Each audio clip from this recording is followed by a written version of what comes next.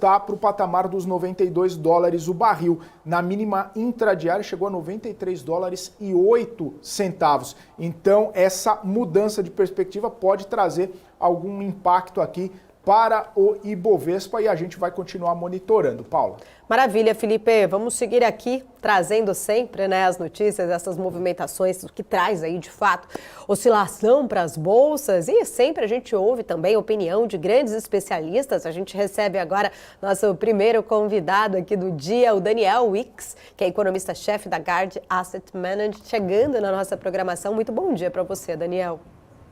Bom dia, Paula. Bom dia, Felipe. Um prazer estar aqui.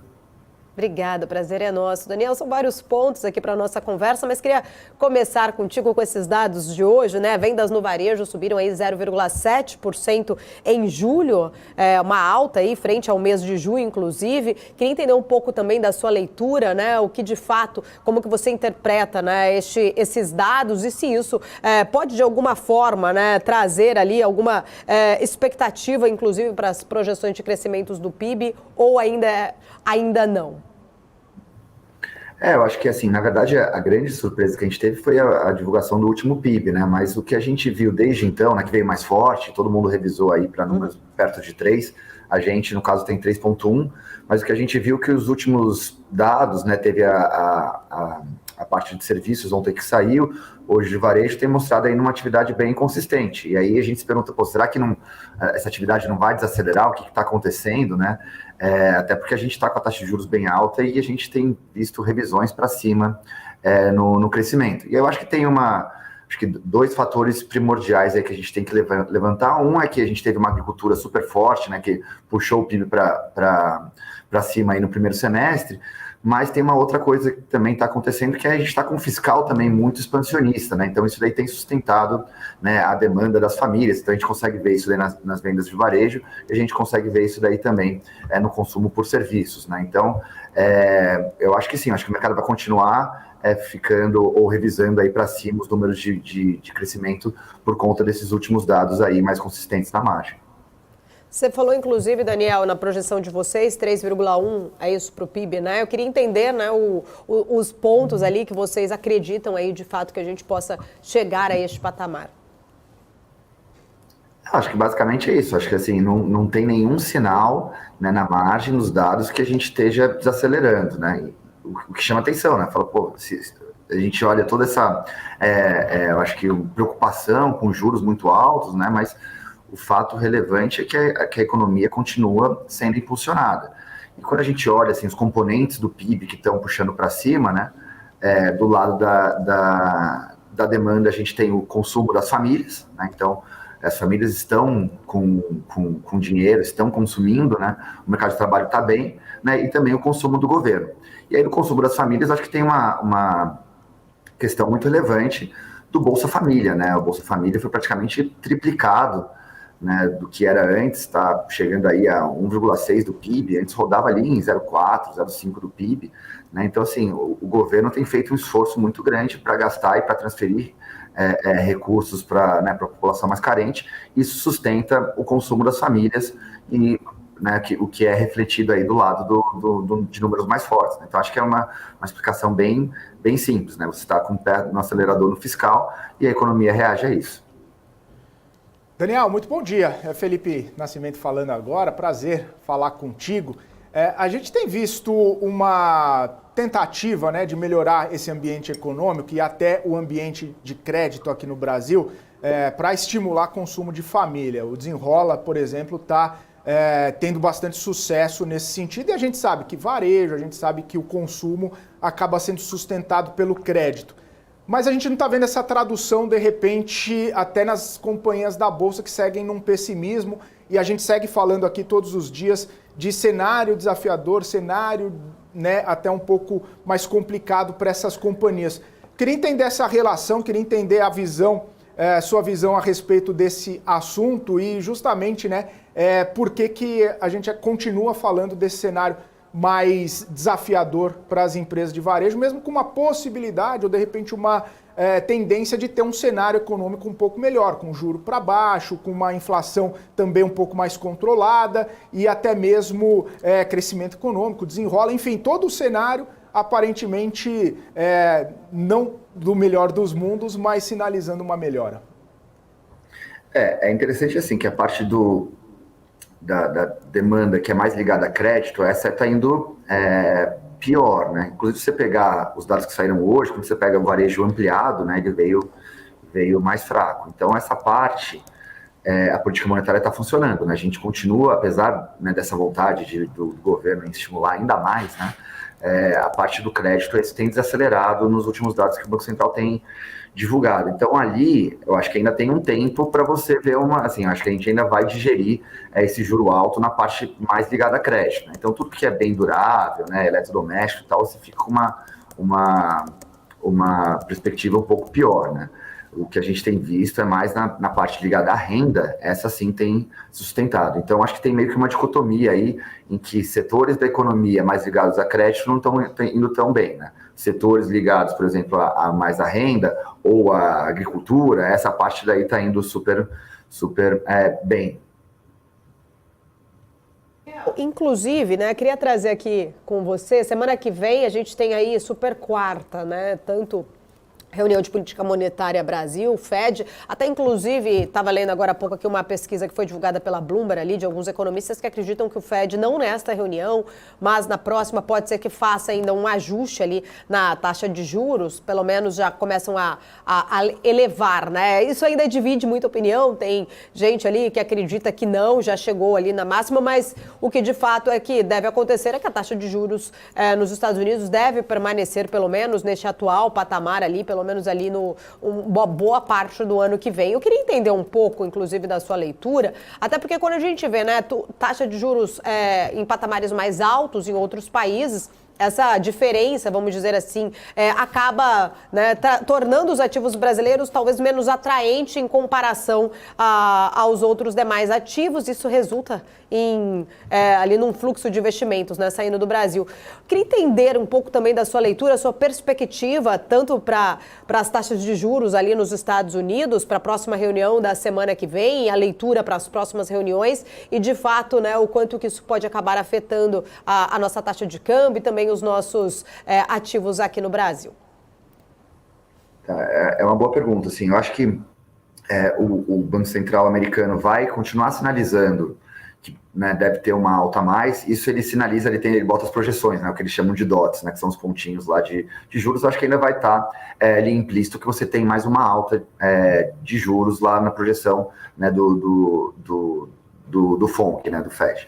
No entanto, a gente acredita que, assim, do que a gente viu na última reunião para agora, a gente viu dados de mercado de trabalho mostrando na margem, né, uma melhora, no sentido de que você está reequilibrando o mercado lá que estava super pressionado, e, por outro lado, a gente teve números de inflação que vieram com uma qualidade melhor, né? Então, acho que a gente está mais confiante de que o Fed, de fato, parou nesse nível, mas é um nível, como você falou, alto, né? Historicamente alto, ficar entre 5,25 e 5,50 é uma taxa de juros lá fora alta. A gente acredita que isso aconteceu também no Banco Central Europeu, né? Então acho que o mundo como um todo está meio que vai respirar um pouco mais aliviado, falando, olha, acabou o ciclo né, de alta de juros. Aí agora a gente vai para uma segunda discussão, né? Quanto tempo esses juros vai ficar alto, né? E o que eles têm sinalizado, e eu acho que a grande briga, né, dos bancos centrais agora em relação ao mercado, porque toda vez que você para de subir os juros, o mercado vai falar, bom, beleza, quando que vai cair, né? Eu acho que os bancos centrais vão tentar falar, não, calma, a gente vai manter essa taxa de juros alta por um tempo, até porque a gente tem, né, um trabalho ainda a fazer para convergência de inflação de volta à meta e tal. Dito isso, assim, o que eu acho que isso vai impactar o Brasil? Eu acho que tem um primeiro momento bom para o mercado externo, que pelo menos parou de subir, né? Então acho que isso daí ajuda a tirar um cenário de risco, que era, será que o Fed vai ter que levar a taxa de juros para 6 ou acima disso, alguma coisa? Então acho que isso daí tem um respiro, né, com relação aos ativos de risco, você melhora um pouco, justamente porque, né, teve esse fim de ciclo. E aí o mercado se anima e tal, e aí você, eu acho que dá uma melhorada no ambiente externo. Isso daí é até bom para os ativos aqui no Brasil, né? Mas aí, como você falou, acho que a gente tem passado talvez essa euforia, esse otimismo no curto prazo, a gente vai, acho que voltar a olhar um pouco dos nossos problemas ou desafios que a gente tem aqui. E, de fato, como o Banco Central aqui, né, deve continuar cortando, né, a passos de 50 pontos base por reunião, né, a gente vai diminuir a nossa taxa de juros relativa ao resto do mundo, né, isso daí deve ter um impacto junto com, né, no câmbio ao longo do tempo, tá? Então, assim, no primeiro momento, todo mundo, né, os ativos melhoram como um todo, né, o real aprecia e tal, mas acho que no segundo momento a gente vai começar a ver que essa atratividade do Brasil vai ser um pouco questionada porque a taxa de juros aqui, né, vai ficar baixa ou, enfim, vai fechar, né, o spread dela, a diferença dela em relação ao resto do mundo. E a gente tem, eu acho que uma segunda coisa aqui, que eu acho que é importante, que a gente tem que ficar de olho, né, o pessoal que olha o mercado, é que as nossas notícias do lado fiscal estão piorando. A gente teve um arcabouço fiscal, né, que foi elogiado aí nesse primeiro semestre, mas no final ele foi, assim, acho que o grande mérito do primeiro semestre foi que o mundo quis comprar a América Latina, né? Então, não vai ter recessão nos Estados Unidos, vamos aí aproveitar, né, esses juros mais altos nos países da América Latina, aí o real apreciou, o peso mexicano apreciou, o peso chileno, o peso colombiano, então assim, todo mundo meio que se beneficiou disso, e aí o Brasil também foi junto, meio que na toada lá de fora, parecia que era por causa do arcabouço, mas no final a gente surfou uma grande onda otimista externa. Tá? Agora, quando eu vejo assim, a gente está fazendo os cálculos de fiscal, como que vai fechar essa conta, né? E parece que está ficando bem mais difícil para o governo, de fato, conseguir equilibrar essas contas para o ano que vem, né? Então, acho que o mercado já tem, né, um déficit para o ano que vem, né? Ninguém comprou muito esse primário que vai, né, seria equilibrado aí, segundo o governo, no ano que vem. No entanto, eu acho que quando a gente olha o que está acontecendo na arrecadação corrente, ela está pior, né? E todas as medidas que o governo tem tomado, tem se mostrado, né, do lado da arrecadação, tem frustrado, né? Então, acho que a gente pode ter aí, né, meio que uma conjunção de fatores, que nossa taxa de juros vai caindo, lá fora se mantém, né? A gente diminui a atratividade dos nossos títulos aqui dentro, e ao mesmo tempo que a gente piora um pouco a percepção fiscal, né? E isso daí deveria impactar também o câmbio, né, enfim, nos próximos meses para uma depreciação do real. Daniel, tem pontos importantes aí que você citou, queria explorar alguns deles. O primeiro é que você falou sobre a velocidade, a magnitude de corte de juros. Você acredita, então, que o Banco Central não vai acelerar, como o mercado está até sinalizando, pedindo ou até mesmo já deixando contratado para dezembro uma aceleração? Você acha que ele vai seguir o plano de voo, vai seguir as 3,5%, e aí pode abrir espaço num comunicado para reafirmar esse plano de voo e aí já tirar um pouco dessa ambição do mercado de acelerar o corte? Eu acho que sim, né? O mercado fica sempre querendo, né, acho que pressionar o Banco Central para cortar juros. Acho que assim, do último Copom para agora, né, de fato a inflação melhorou bastante, né, a parte de serviços subjacentes, né, que sempre falou, tem que olhar ali serviços, isso daí que é mais relevante para o Banco Central, etc. Isso daí melhorou bastante, mas eles também levantaram mais duas outras questões lá, que era, eles queriam ver uma reancoragem adicional das expectativas, né? Lembrando que as expectativas mais longas que estão no Focus, né, para a inflação dos próximos anos, saíram ali de 4 até 3,5. No entanto, a meta do Banco Central é 3, né? Então tem 50 pontos aí ainda de desancoragem, e isso não se mexeu desde o último Copom, né? Então, esse fator não foi cumprido, né, de um Copom para o outro, e não está com cara, né, com esse fiscal, enfim, mais... eu estou um pouco mais pessimista com o fiscal, né? Não vejo nada que faria com que você tivesse essa reancoragem final das expectativas. E o terceiro ponto era a questão do hiato, né? O hiato, assim, o quanto que você consegue produzir, né, sem gerar inflação, e quanto você está produzindo, né? E aí o Banco Central falou, olha, se eu ver a atividade desacelerando, né, essas pressões inflacionárias vindo de um hiato mais pressionado, iriam se dissipar e iria ajudar a minha tarefa aqui de convergir a inflação para a meta. E o que a gente viu, como a gente acabou de discutir, né, os dados de atividade estão vindo mais fortes, né? Então, o Banco Central tem que ficar mais preocupado, porque a atividade está rodando mais forte do que ele imaginava e do que o mercado imaginava, né? Então, assim, um fator melhorou bastante, que é a parte de inflação, mas os outros dois fatores, ou, né, como na expectativa, não melhoraram, ou até pioraram do ponto de vista do Banco Central, que é a questão da atividade econômica. E aí eu coloco mais duas outras coisas, né? O fiscal tem, né, eu acho que está piorando um pouco da percepção sobre a capacidade do governo de gerar receita e fechar esse buraco, né, fiscal que foi criado aí com a PEC da transição e com o arcabouço fiscal, né, ou seja, todo o arcabouço depende de uma geração de arrecadação que não está acontecendo e não deve acontecer na magnitude que o governo gostaria.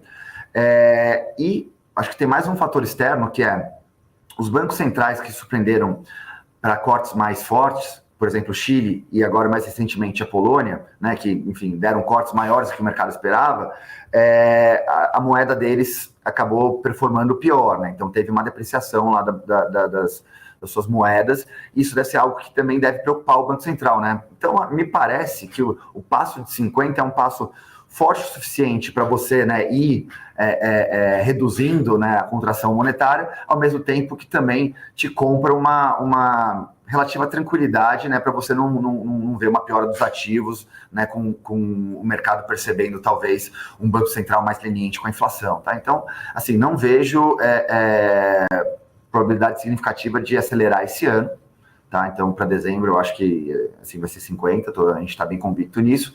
Aí, para o ano que vem, aí eu acho que, enfim, aí é outro jogo, né? Tem que ver se, de fato, como vai estar a percepção fiscal e tal. Eu trabalho com um cenário que vai a passos de 50 até uma taxa final de Selic de 9%. No entanto, eu acho que, assim, se houver a possibilidade de acelerar, vai ser no ano que vem e não nesse ano, tá? Ô Daniel, percebi, com certeza, que a grande preocupação é com o fiscal, né? E inclusive com a capacidade do governo de equilibrar essas contas. O que está te preocupando, e aí eu queria uma percepção sua, é de repente uma criatividade do governo em buscar arrecadação em detrimento do corte de gastos, que parece que não vai vir esse ano, que não vai ter nenhum tipo de proposta sendo implementada nesse ano. E aí, com criatividade, eu digo até mesmo aumento de arrecadação via tributos, como já tem sinalizado nos fundos, né? Seja os offshore, seja os exclusivos, ou até mesmo aumento de carga tributária com essa reforma que está sendo ainda discutida no Congresso? Eu acho, assim, o governo evita falar de aumento da carga tributária, mas no final vai ter esse aumento, né? Assim, o objetivo é esse. Assim, a minha preocupação não é nem em relação à criatividade, né? Porque, de fato, eles estão indo atrás das receitas. Tem os fundos exclusivos, tributação das bets, tem, enfim, dos fundos offshore. O que tem me preocupado mais é que todas as medidas que têm sido anunciadas, e eu te dou um exemplo. Em janeiro, o ministro Haddad chegou e falou, olha, tem um pacote aqui que vai gerar 230 bi de economia, né? E aí muito pelo lado da receita. E aí te dou um exemplo que eles fizeram um programa chamado Litígio Zero. E falou, olha, esse programa vai durar 2 meses e a gente vai arrecadar 35 bi. Esse programa já foi postergado 2 vezes, né? Agora vai até o final do ano. E de lá até julho, né, que são os últimos dados que a gente tem, foi arrecadado 3,5 bi. Né? Então, assim, foi 1/10 do que eles falaram. Quando você teve a vitória no STJ lá da subvenção do ICMS, tá uma coisa meio técnica, mas aí o Haddad, enfim, o ministro chegou e falou, olha, vai ser 90 bi, o secretário da Receita falou, não, vai ser 70 bi, 50 bi, assim, até agora entrou zero, né, e eles estão tendo que fazer uma MP para tentar arrecadar mais. Então, assim, é difícil arrecadar, né, é difícil esse trabalho, né, então, assim, e aí tem mais uma outra coisa, que tirando todas essas medidas que eles estão fazendo, que estão sendo menos eficazes, né, do que eles dizem, né? Então tem muitos bilhões aí de palavras ao vento. Você tem uma outra coisa, que a receita, né, a arrecadação recorrente, ela tem vindo mais fraca também. Então o que é engraçado, né? Porque você tem assim, se a atividade está vindo mais forte, por que você não está arrecadando mais, né? E aí é quando a gente olha os números da arrecadação, né? Então tirando essas medidas, por que a arrecadação está arrecadando menos? E esse tem uma grande explicação, né? A gente teve uma ajuda muito grande do preço de commodities em reais no ano passado, né? Que a gente não está tendo esse ano.